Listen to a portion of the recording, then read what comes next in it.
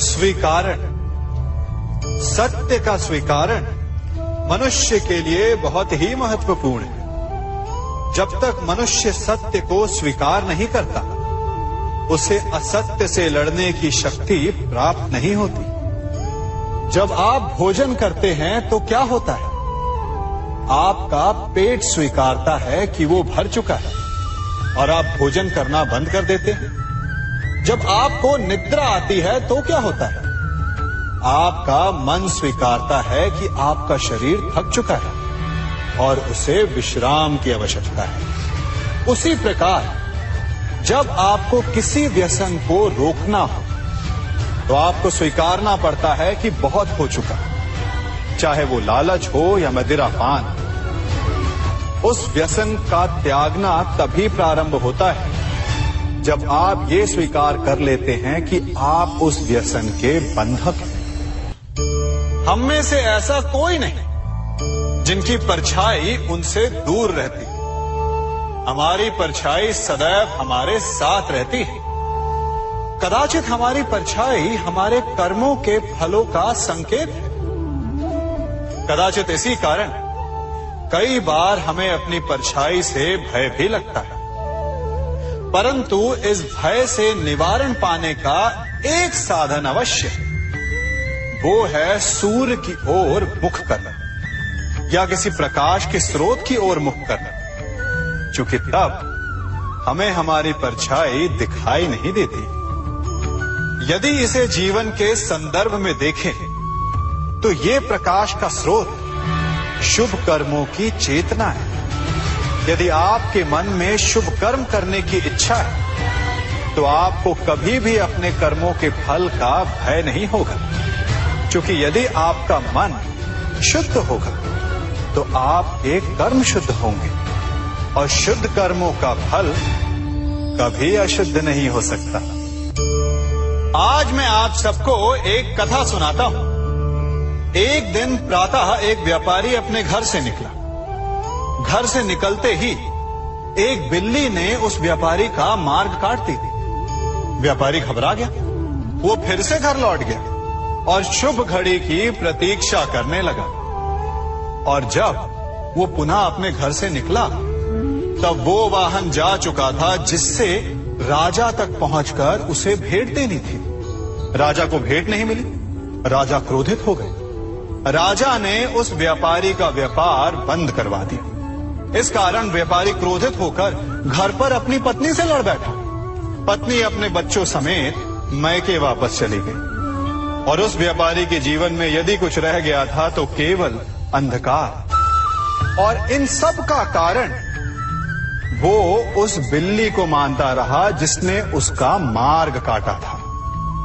ऐसा ही एक दूसरा व्यापारी राजा को भेंट देने निकला और उस व्यापारी का मार्ग भी एक बिल्ली ने काट दिया। वो व्यापारी तनिक घबराया, परंतु उसने आगे बढ़ना अधिक उचित समझा। राजा तक वो समय पर पहुंचा। उसने राजा को भेंट दी। राजा प्रसन्न हुए और राजा ने व्यापारी को अपना व्यापार बढ़ाने की अनुमति दी, स्वर्ण आभूषण दी। जब व्यापारी घर पर पहुंचा तो पत्नी को आभूषण और अपने बच्चों को देने के लिए वस्त्र थे उसके पास। हर ओर प्रसन्नता थी। समझ रहे हैं ना? दोनों के साथ एक ही प्रकार की घटना हुई, परंतु दोनों की प्रतिक्रिया भिन्न थी। ऐसा ही हमारा जीवन भी है। हमारे जीवन में प्रारब्ध का अपना स्थान है, परंतु उससे कई अधिक महत्वपूर्ण हमारी प्रतिक्रिया, हमारे सोच का प्रभाव है, क्योंकि यही हमारे जीवन को आकार देते हैं। इसलिए अपनी सोच को सकारात्मक रखिए। आपका जीवन सदैव आनंदमय रहेगा। आप इन दो पात्रों को देख रहे हैं। मेरे इस पात्र में जल है और ये पात्र मिष्ठान से भरा हुआ है। दोनों ही पात्र भरे हैं, परंतु देखिए, मिश्री को जल में मिला दिया। जल ने मिश्री को अपना लिया। मिश्री ने अपना अस्तित्व खो दिया, परंतु जल को अभिमान है कि उसका अस्तित्व अभी भी बना हुआ है। परंतु जो इस जल को चखेगा उसे अवश्य पता चल जाएगा कि ये जल अब वो जल नहीं रहा, ये अब शरबत बन गया। हमारा त्याग, हमारे बलिदान भी ऐसे ही होते हैं। जो इस बात को अनुभव करते हैं वो समझ सकते हैं कि कैसे हमने समय की धारा को बदल दिया। जो बलिदान देते हैं उनका अस्तित्व कभी नष्ट नहीं होता, अपितु उनका बलिदान संसार में कुछ ना कुछ परिवर्तन अवश्य लाता है। हम सभी कभी ना कभी, कहीं ना कहीं अपने जीवन में यात्रा अवश्य करते हैं। हमारी यात्रा में कभी पक्के रास्ते आते हैं तो कभी कच्चे रास्ते। पक्के रास्ते मनुष्य बनाता है और कच्चे रास्ते जानते हैं कैसे बनते हैं? चलते चलते बन जाते हैं। जब लोग एक स्थान से जाते हैं तो पैरों के दबाव से नीचे की घास कुचल जाती है। बार बार उस मार्ग से जाने से धीरे धीरे मार्ग स्वतः ही बन जाता है। और यही जीवन है, यही नियति है। जब आपके जीवन में आपको मार्ग ना मिले तो रुकिए नहीं, आगे बढ़ते रहिए और आपके पैरों के दबाव से मार्ग स्वतः ही बन जाएगा। हम सभी अपने जीवन में सफलता चाहते हैं, है ना? उसके लिए हम रात दिन परिश्रम करते हैं, कड़ी मेहनत करते हैं, परंतु फिर भी असफल हो जाते हैं। परंतु ऐसा क्यों होता है? कभी सोचा आप सबने? क्योंकि सफलता पाने का मंत्र बड़ा कठिन नहीं, बड़ा सरल है।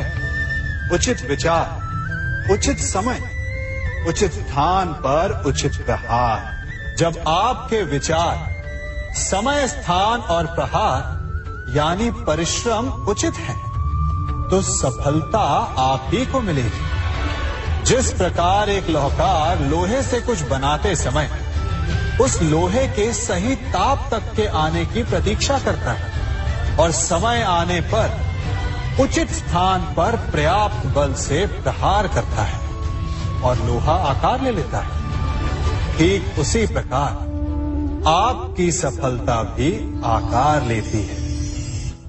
हम सभी को अपने जीवन में कभी ना कभी निराशा मिलती है, असफलता मिलती है और अधिकतर लोग इसके पश्चात भाग्य का रोना लेकर बैठ जाते हैं। कुछ कहते हैं कि जिस स्थान पर मैं हूं उससे कई ऊंचे स्थान पर होने के योग्य था, परंतु नहीं जा पाया। किसी को पीड़ा है कि उसे जो मिलना चाहिए था वो उसे नहीं मिला, भाग्य ही बुरा था।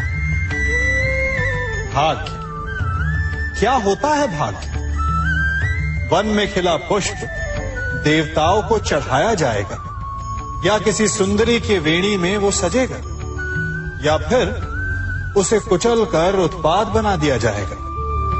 ये सब एक पुष्प के नियंत्रण में नहीं होता, परंतु जब तक उस पुष्प का अस्तित्व है सुगंध बिखेरना उसके वश में अवश्य है। परंतु भाग्य हमारे वश में नहीं, और जो हमारे वश में नहीं उसके लिए दुखी होने से क्या होगा?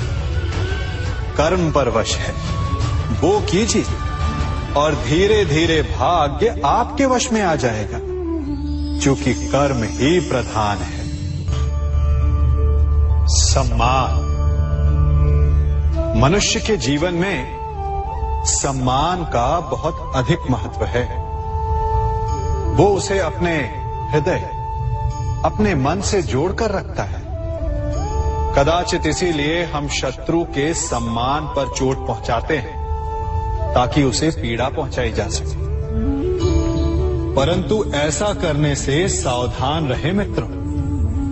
शरीर पर लगी चोट मनुष्य भुला सकता है, परंतु उसके सम्मान को लगी चोट उसे जीवन भर पीड़ा देती है। और स्त्री के मान सम्मान पर लगी चोट उसे उस सीमा तक ले जाती है जहां उसे केवल प्रतिशोध दिखाई देता है। यदि अपने शत्रुओं को जीतना है तो प्रेम से जीतिए, अपने कर्मों से जीतिए।